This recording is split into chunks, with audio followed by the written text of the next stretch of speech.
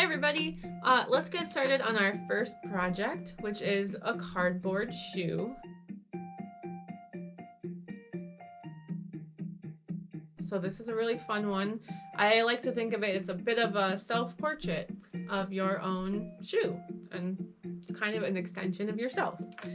So here I have my shoe, right? Just a simple clog. And I'm gonna walk through the steps of how you'd go about creating your shoe out of cardboard. There's a lot of different approaches to this, and I've included below in the description several different videos that approach it slightly differently. I feel like this is not necessarily the best way, it's just another way to do it.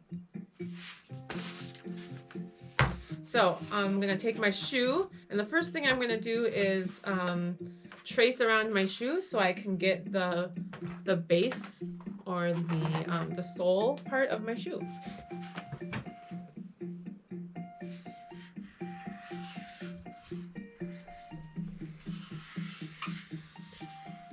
Or in other words, the footprint of my shoe. Okay, boom. Pretty cool, huh? Okay, now I want to trace sort of the profile of my shoe.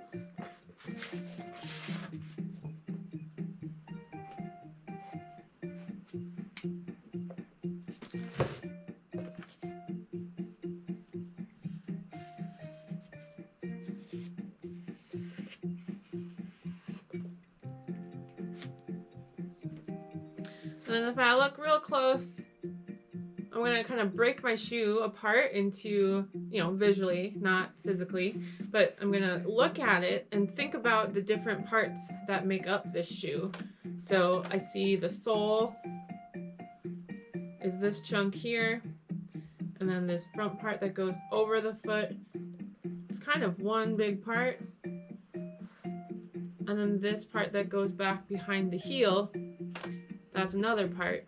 Okay, so I'm going to think about my shoe in those different parts and try my best really to just look at it, really look at it. Drawing and sculpting things is a really great way to practice seeing and really spending time and paying attention. So I'm going to do my best to look and draw kind of when it goes up underneath the arch of the foot. Looks like kind of comes down with it and then kind of flattens out over by the toe. And then this kind of, so we got the wider part and the thinner part here. Okay. Now, one thing that I did here on purpose was that I laid my shoe so that the grain is going up and down on that sole piece, so that when I get to the shoe, I'm able to round it around this piece so that I can follow here. This leads me to my the first skill in cardboard construction, which is mind the corrugation. Can you guys see that? Mind the corrugation. So this means that cardboard has a grain, and you're going to sometimes want to pay attention to what direction the corrugation is going on your cardboard so that you can better follow the curves of a piece.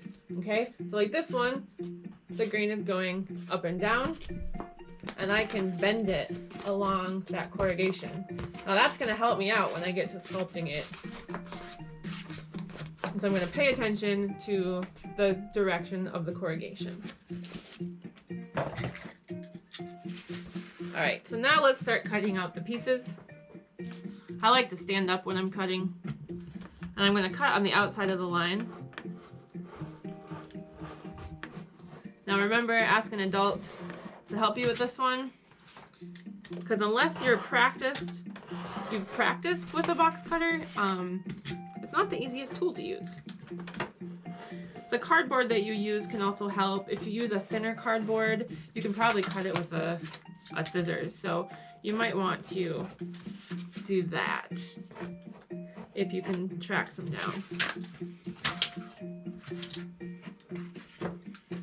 Okay, so there's the sole. You know, I didn't have to be exact or perfect about where I cut.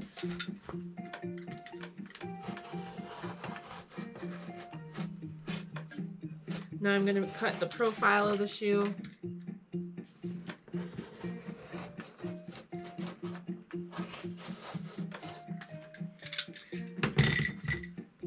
I can double check. Did I get that right? I can just kind of lay that right over the shoe. Yeah, pretty good. Pretty good. Looks like I am missing this piece and the front piece.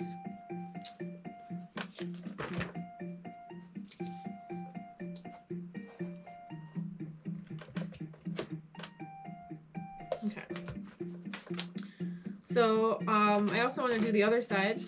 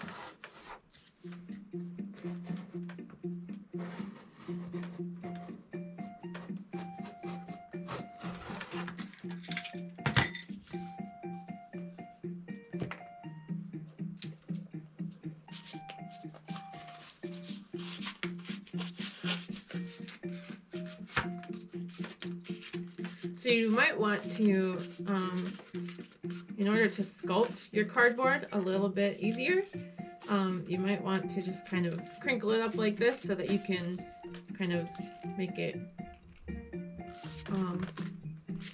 sculpt so it's not just perfectly rigid and flat, right? We want to be able to push it up where our shoe goes up and have it go down where our shoe goes down. So one way to do that, you can even just lay the base piece over.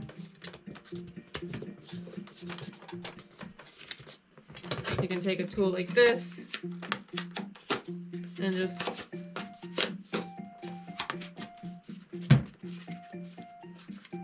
kind of break it apart.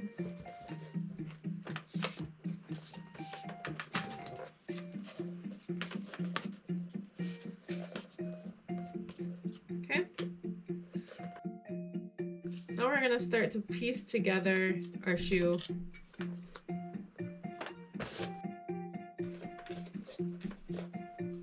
Yeah, I think this will go on this side.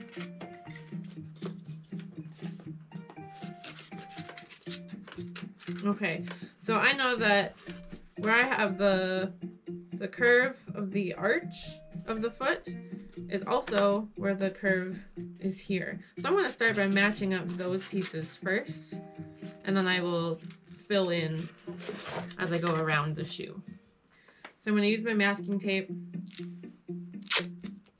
and I like to get myself just a lot of tape so that I don't have to stop and pause and get myself more tape as I'm working. I'm gonna just kind of rip. You know, sometimes it's tricky to rip it right from the roll. So you can use the scissors, but also practice, right? Just because something is hard doesn't mean you don't do it. And you can go like that. So you want to hold it steady with one hand, hold it with your thumb, take your other fingers and rip. All right, so I also like to secure the tape to one part of what I'm joining.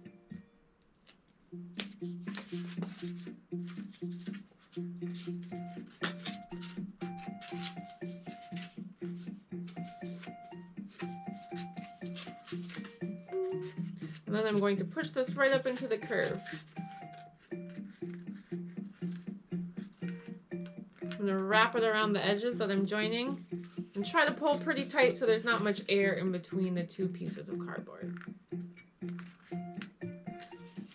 Like that. And I can go back and make it look pretty later.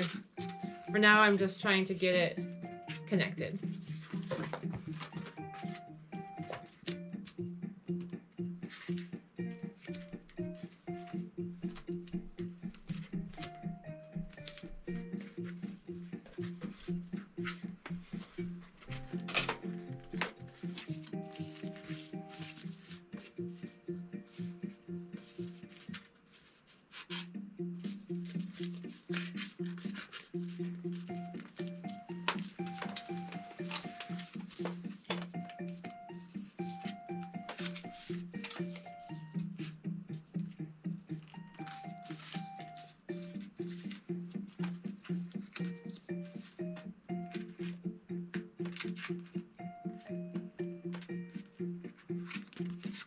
Okay, so that is the first half of my shoe. Let's see if it fits.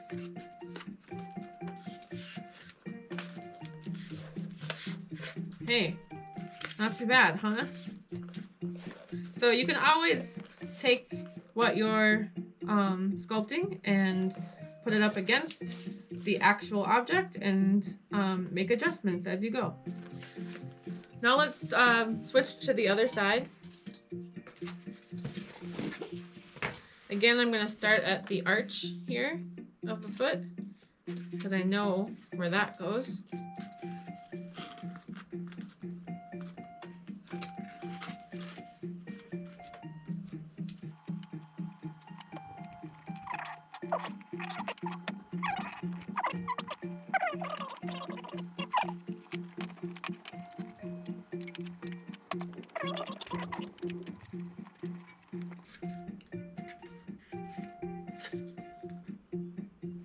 Okay, so cool, right? We're getting there.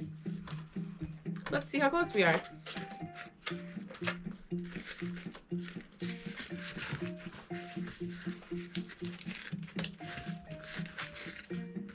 Okay, looks like we are got some gaps here. We've got some gaps up here at the toe. So let's finish that up. So I've still got my cardboard pieces and the grain is going up and down this way so that I can easily round it around at the toe and the heel of the shoe.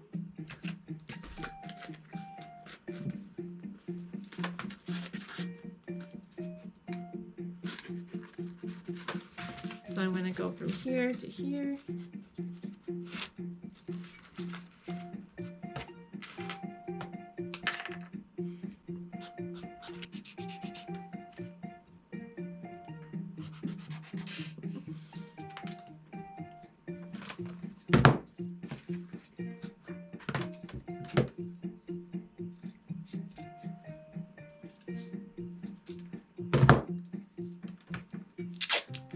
Get myself more tape.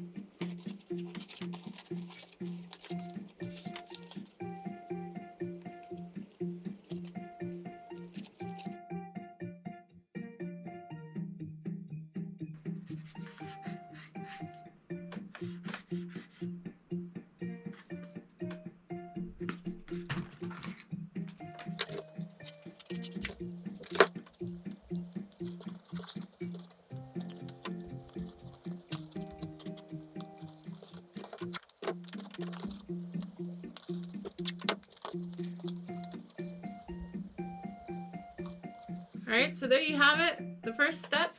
If you have a shoe with lots of different details on it, I encourage you to start with the foundation and then build up those details as you go.